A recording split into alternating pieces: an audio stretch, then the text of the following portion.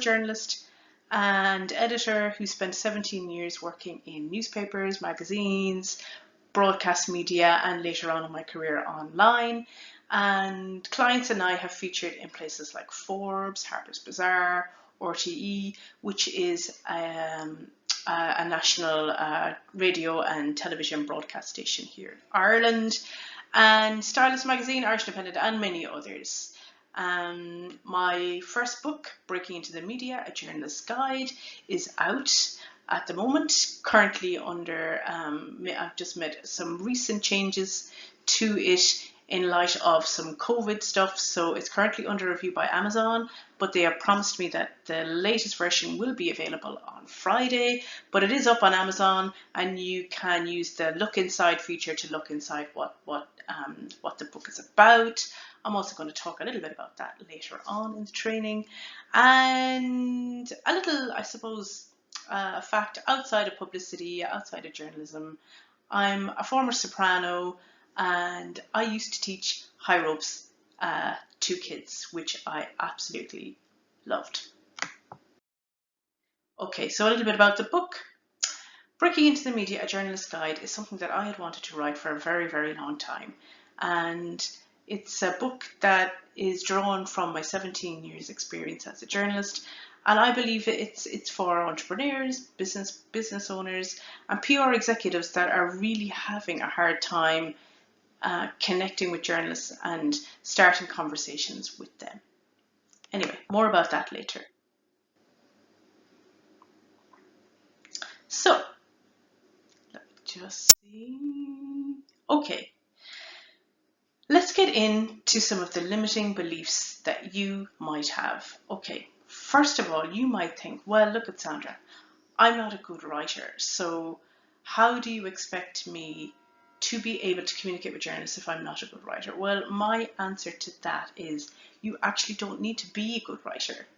What you need to be able to do first and foremost is find the hook in your story. And what I mean by a hook, if you don't know what a hook is, what the main point of interest is in your story. And if you can at all possible, make that point of interest link it to something that's happening in the news right now. That should really be your main focus, not writing a wonderful press release or writing a wonderful pitch email. If you were at the very start of trying to get media publicity and trying to get your head around this, then don't worry about not being a good writer, because I believe you don't need to be, because the journalist is the person who's going to write the story, not you.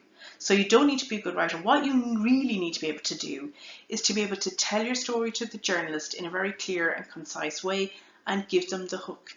Give them the piece of information that makes them want to call you, to email you back, to get more details about the story. Okay, another belief you might have is, I am just not confident enough to talk to journalists. And I got this all the time when I used to go and interview people. The first thing they would say to me is, oh my God, Sandra, please go easy on me. I've never talked to a journalist before. And I can totally understand this nervousness, and it is totally understandable, and don't feel bad about it, because everybody experiences this when they start off. You feel like you're worried, you're anxious, and you just feel like, okay, how am I going to boost my confidence so I can talk to journalists in a way that makes them believe that you know what you're talking about. So my belief, and it's something I tell all my clients to do, is to start really, really small. And I know if you're watching this and you were saying, well, Sandra, I want to feature in Forbes, I want to feature in Harper's Bazaar, I want to get there. You will not get there at the very start. It's not impossible, but it's certainly not a reality. And I would encourage you now to put those thoughts on hold and start working on a foundation first. And if you can build a really strong, solid foundation, so you can start, then that will actually help build your confidence when you do go talk to people at Forbes, Harper's Bazaar, RTE, etc. Because if you go straight to them now, the interviews with places like Forbes, Independent, Daily Mail, these interviews are highly pressurized, and going from 0 to 100 is really not what I recommend. So start small. Okay, an example.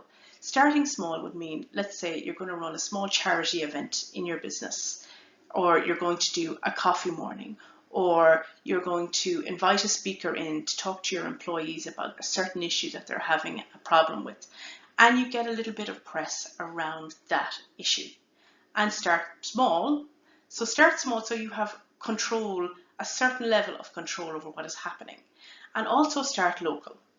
The very first thing I want you to do when this training is over is to go and look at the local publications in your area, your local radio, your local TV, and your local television station, your local bloggers, your local Instagram influencers. I want you to go and make a list of those people. And then I want you to go and see, do they blog, talk, or write about your area of expertise? This is where I want you to start. I want you to make that list once this training is over. Get out a pen and paper, go to Google, or go to your local newsstand and go and pick up these papers, these magazines, and go and look at them and find out who writes for them. Because if you can start building your information, this also really builds your confidence, because you'll be knowing what you talk about, because you will actually have gone and figured out what these journalists do. Okay, I'm a worrier. Okay. I used to be an absolutely huge worrier. I worked for many, many years as a court reporter, and as a court reporter, there isn't any room, even a minuscule amount of room for error. So I used to worry a lot about getting details accurate and making sure I heard the details in a courtroom correctly. So it was a hugely pressurized environment. So it did create a habit of worrying. You know, the paper would go to print, the story would go up online, and you would be praying that nobody is going to be ringing the phone to complain about an error that was in the court story. So I know a lot about what it's like to worry a lot about about getting publicity and putting yourself out there. So what I encourage you to do, and this book really, really helped me, and I encourage you to even get a sample of it on your Kindle or go and have a look at it on Amazon, is a book by Dale Carnegie, and his books are amazing. You may already know about him, but it's Stop Worrying and Start Living. And this book, I just encourage you now to just have a Google. There's lots of reviews of it online, and how it has changed people from being really, really, really bad worriers to people that are like, okay, look, I can deal with this problem. And you know, oftentimes we're worrying about things that may never happen, which is what I used to do. So I go encourage you to have a look at this book. He has lots and lots of tips on how to deal with worry, and it's a really, really amazing, amazing book. Okay, stamina and consistency. These are things that, you know, when we're running our business, it's very hard to keep the same level of energy up all the time. Especially now we've been working from home and we've had all of our home duty, home, business, personal life, it's all meshed into one big mess. And it's very hard to define, you know, your work life from your personal life, from your home life if you've got kids. So it's very important to just concentrate on how you can keep your stamina and consistency going. So my main advice here, and to help you get over a belief that you may have that you may not have the stamina to do this. First of all, this is a journey. And I always say this, and sometimes people think, okay, well, look, it's a quick journey and hopefully I'll be able to get into the Daily Mail, if that's your preference, you know, in 6 months to a year. Certainly is not impossible. But what I always say is you need to embrace the media into your everyday life. You need to turn on the radio. You need to watch the morning show. You need to watch shows that you are interested and that you feel you have a chance of pitching to. You need to embrace them into your life, because this is what's really going to impact how you pitch to them. if you watch it every day, it comes across instantly in your pitch. And journalists recognize this, show researchers recognize this straight away. So once you start to embrace it into your life and you make it a part of your life, it doesn't zap your energy as much. You're not sitting there going, okay, I need to get publicity. So now I need to go and get on Google and research a load of radio shows, their presenters, what they like, what they don't like, if they've had a guest like me on recently. So what you actually need to do is have these shows on. Watch them on replay, which is a fantastic feature, or just have the radio on in the background. Like, let's say and what I hope you really will do when this class is over, is you will go and switch on your local radio station and have it on for a full day and start to see, okay, they do a news program in the morning, then they have a more light kind of fun type stuff in the afternoon, and then they have a music show, and try and figure out, like, there's lots of opportunities there for you to contact these shows. But I have often found, and it's a mistake a lot of people make when they start off, they're pitching to the wrong people. They're pitching to the wrong people because they haven't spent this time researching what these journalists want. So instead of focusing on your story first, research first, story after. Research first, story after. And if you do this, it will not zap your energy trying to get publicity, and you will not be half as frustrated if you go about it in this way. I don't know where to start. Absolutely fine. If you're new to this, of course you don't know where you start. And oftentimes when I try to figure out something, a tech issue, and I'm not a tech person, I'm sitting there going, oh my God, I don't know where to start. So these are some pointers that I have put together for you in the hope that they're going to help you get started. So my top 3 questions to generate ideas would be, have you ever overcome an obstacle in your life, either personal or business, to get to where you are now? Have you achieved something that you actually really believe, that if you started off, that you felt you didn't have the ability to do it? What inspires you to do what you're doing now? Is there a person in your life that inspired you? Can you look back at the last year to 2 years in your business and go, you know what? This collaborator really helped me through a really, really tough time in my business.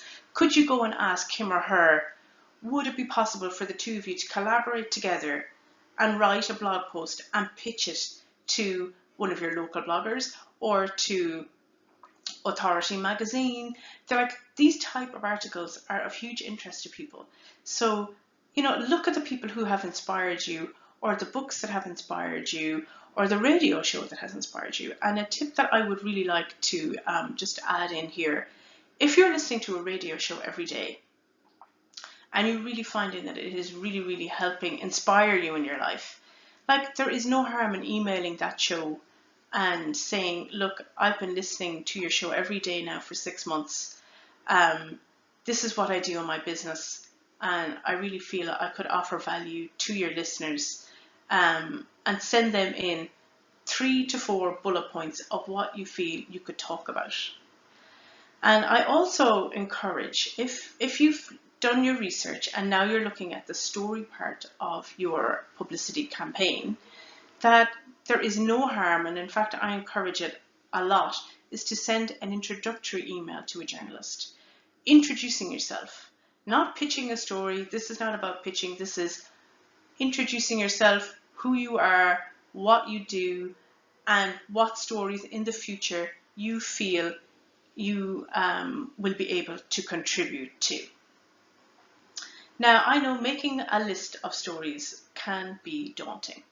And then you have the problem of realizing, okay, well, which one do I do first? Which one will I just put on hold? So this is what I say. Put them into different story boxes, is what I call them, because you need a lens to look through each story. And it prevents you from getting overwhelmed. It prevents you from really feeling like, oh my God, I have a list now, but I don't know what to do next. So a transformational story, how you went from a point A in your business, a really, really difficult part in your business, to point B. If you have a story that you feel fits that kind of a story, then look at it with the thought process of, this is a transformational story, so I am going to pitch it as one. Did you bring in something into your business that helped to really grow your business really quickly? Did you decide to invest in some technology that has saved you 3 to 4 hours every day in your business?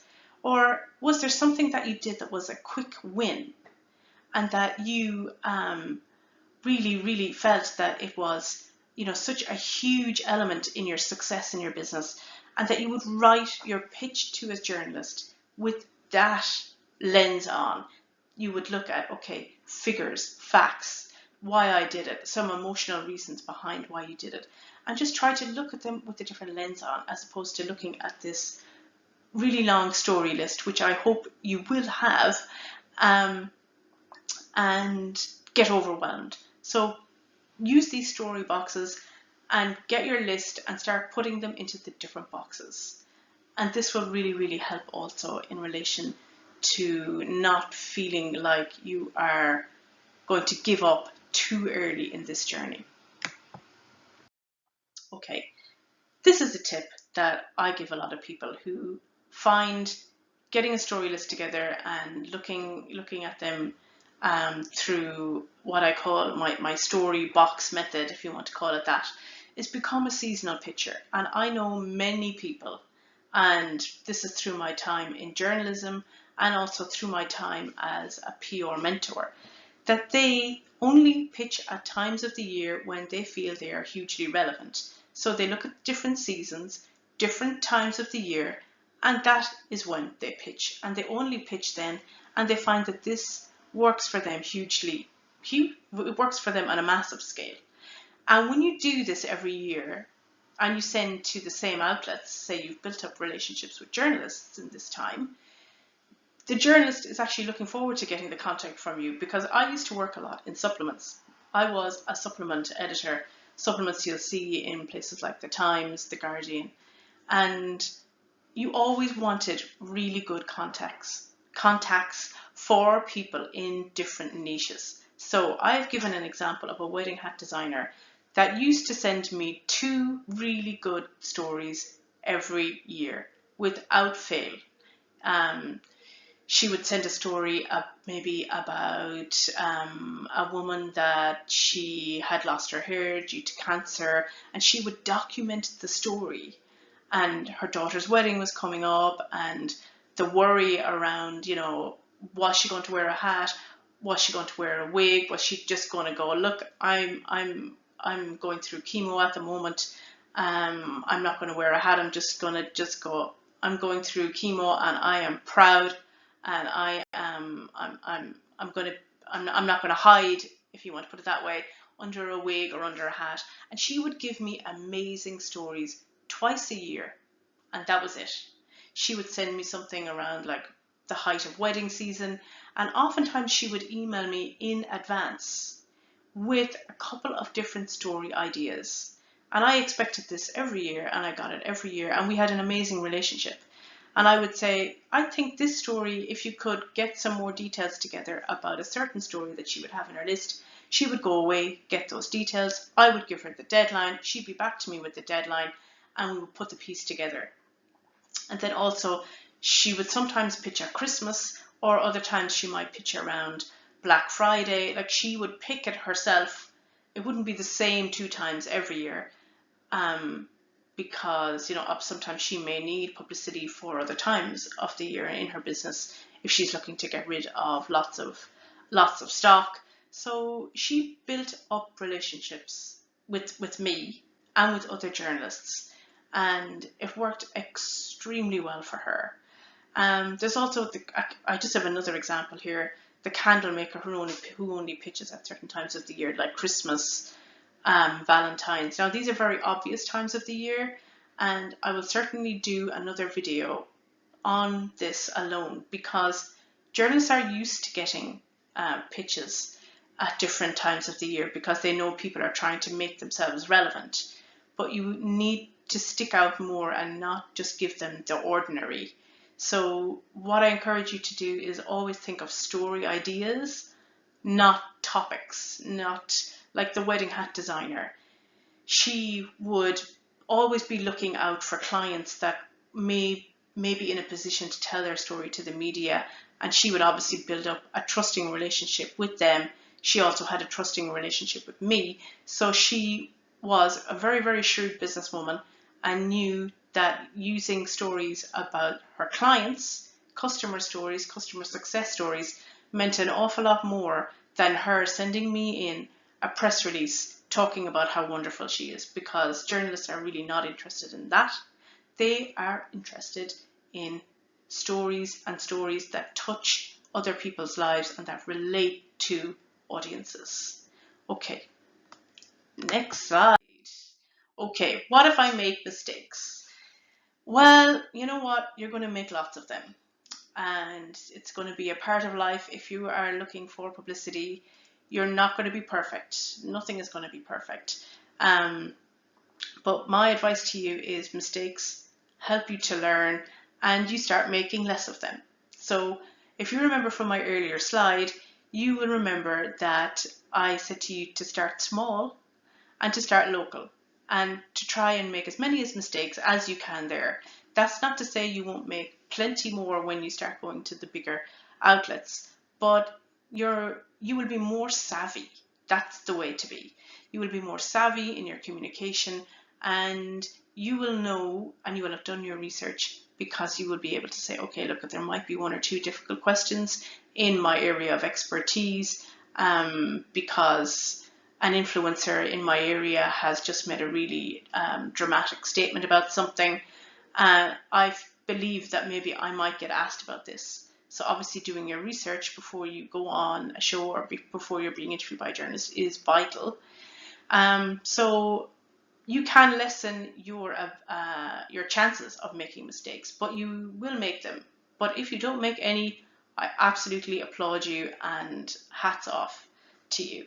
So I want to share just a very short version of my Westlife story. When I worked in a newspaper in Sligo, I did a column called Westlife Watch. And as a result of this column, I became somewhat of an expert, if you want to call it that, in Westlife. Westlife were a hugely popular Irish band, Irish pop band. Go pop them into YouTube and you will you'll see who I'm talking about. They were massive worldwide. There is talk of a comeback at some point. So I was brought on to a television show to talk about the band's new direction. They were starting to write a couple of their own songs, and the interview was going really well until the show's presenters asked me to sing along to various songs. So they would start the song and then leave the words blank for me to fill in. This was a surprise to me. I had no idea this was coming up. And now, guaranteed, like, I suppose it's debatable, but I can put a tune together.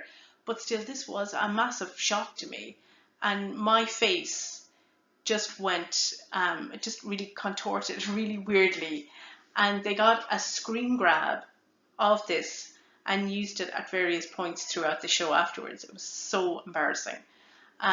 But I laughed it off at the time, and I tried to just go with the flow, and I made lots of mistakes. And I'm a Westlife expert, but I didn't know all the lyrics to all their songs. I mean, come on. But it was a fun piece, and it turned out to be a talking point in the show. But you know what? I just laughed it off, and I realized that, you know, when you do go on these shows, that anything can happen, and your ability to laugh at yourself will be a huge asset to you.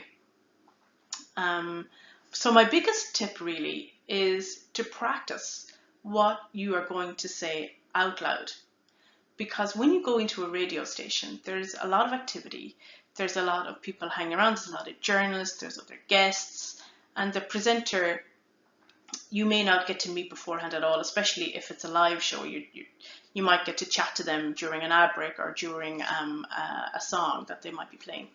But you will not get much of an opportunity to kind of gather your thoughts, or you might be even asked to go in early if a guest is cancelled, or if they feel, okay, well, she's here now, we might as well bring her into the studio.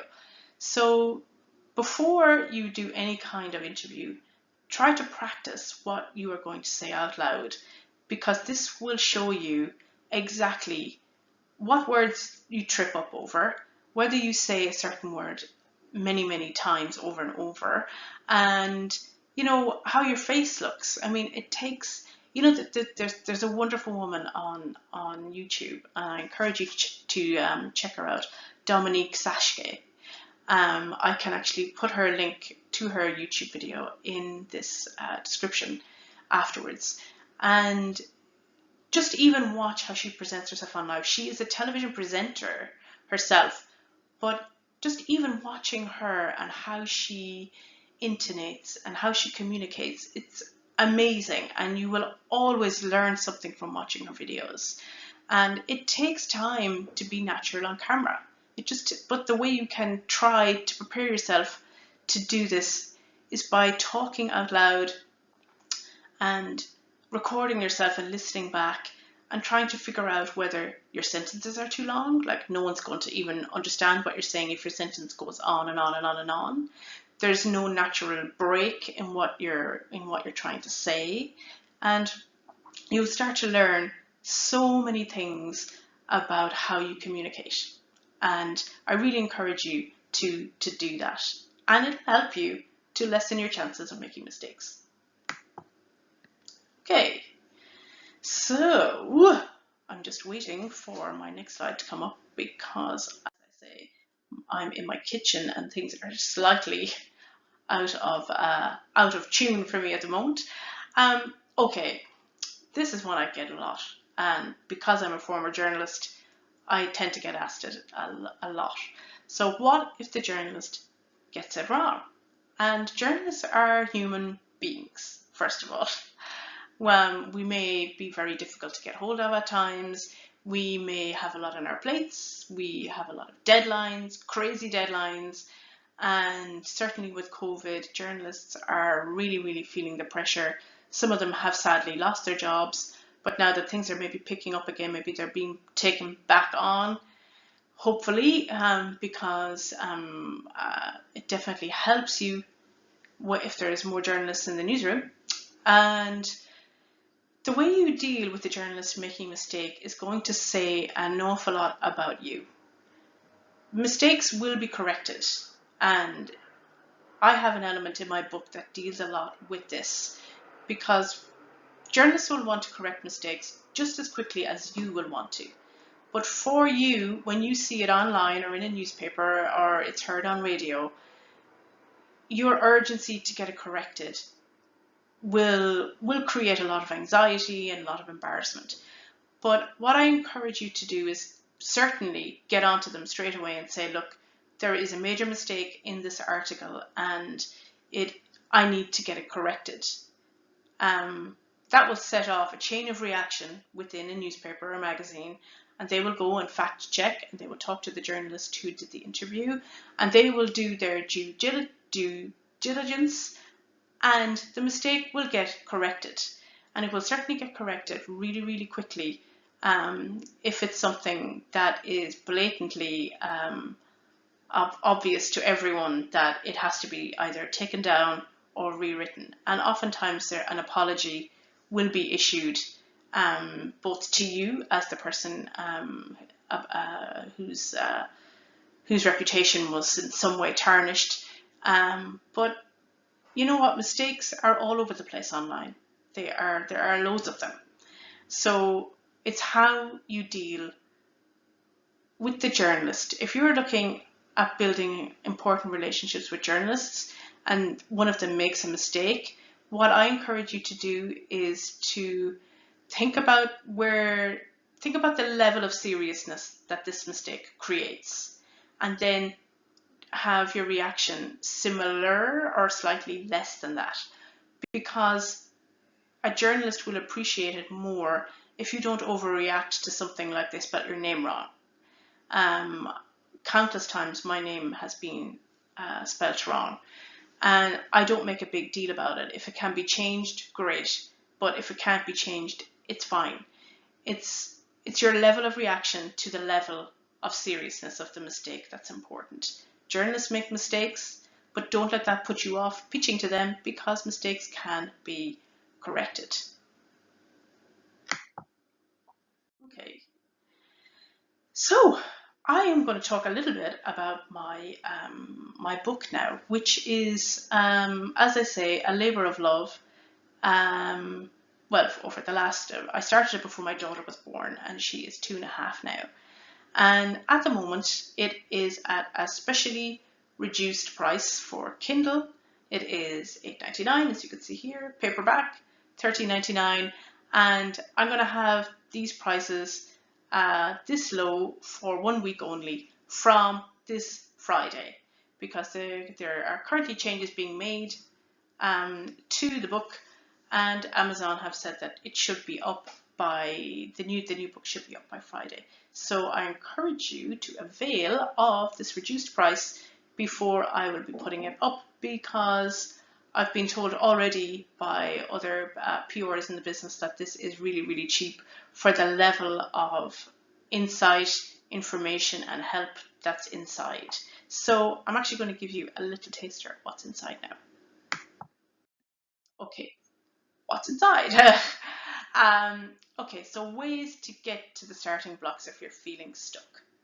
This is a huge thing, especially if you are starting off and you haven't a clue where to start. So there are lots and lots of ways in here that I tell you to get you to get off the starting blocks and to get to the starting blocks and get started.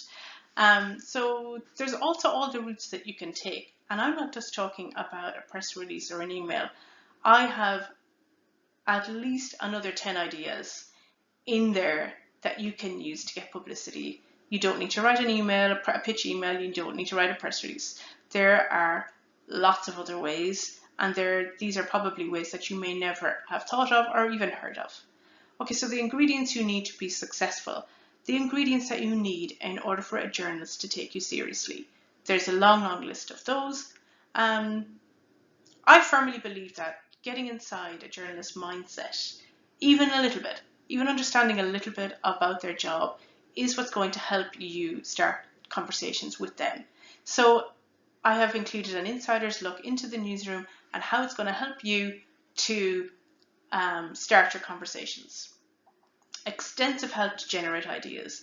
There is quite a long chapter in the book that gets you to really mine your business, your life, your employees, collaborators, and to mine them to get the best ideas out of what you have. I also offer insights into how to perform well in interviews, which is hugely important. And I'm a big believer in utilizing the power of supplements in your publicity. And this chapter was a chapter that I really enjoyed writing, and I really hope you enjoy reading it as well. So also included are the 8 types of press release and how to write one that actually works. There are 10 pitch email types and examples, so you can literally copy and paste and obviously put in your own content. And whoops, there's a spelling error. And what makes a good press photo, and how to get the press to your launch. So this is just a summary of what's inside. I wanted to get it all on one slide so you could see exactly what you're going to get for $8.99 on Kindle, $13.99 on paperback. So let's just go to the next one. Yay! So you know what? A lot of people, when they start off getting media publicity, it's really, really exciting. And I absolutely love those early days when people start to see their name in their local newspaper and people are starting to get to know more about their business. And then it grows. It grows slowly. You start in your local radio station, your local newspaper, your local magazine, and then you build a relationship with that journalist. And then you have clippings, and I always encourage you to celebrate your clippings at least 2 or 3 times on social media, and always thank the journalist who wrote the piece, and to really celebrate it and get excited, because getting featured in the media is not an easy thing to do. It is very, very doable if you know what you're doing. And just those early days when people start to see how it works, it always makes me smile. It always makes me feel really excited for them. And then they start to pitch to the bigger outlets, and the bigger outlets know the journalists that wrote the stories in the local newspapers or magazines, and it all just starts to come together, and it starts to link together so well.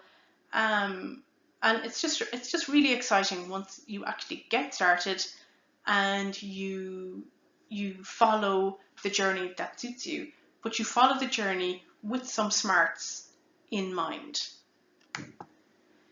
So this is the price for 1 week only, and it is available on Amazon. It is up on Amazon at the moment, but as I say, the current changes aren't live, but you can have a look inside and see what's in there. So you can see all the goodies that are inside.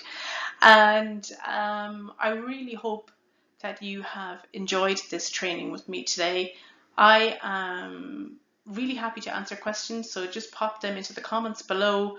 And if you have any questions about the book, or if you have any questions in relation to anything that I have mentioned here, just pop a comment and let me know, and I will gladly point you in the direction of other resources maybe that might be helpful to you. Also check out other videos that are also on my channel that I am now using as a main way to help people get publicity. So this is where I will be hosting my trainings from now on. Okay, so it's been absolutely wonderful giving you this training today, and I really, really hope that this is going to propel you forward, and that you will start to get on the road to getting featured in the media. Okay, well, look, have a lovely day, and I will talk to you again really, really soon.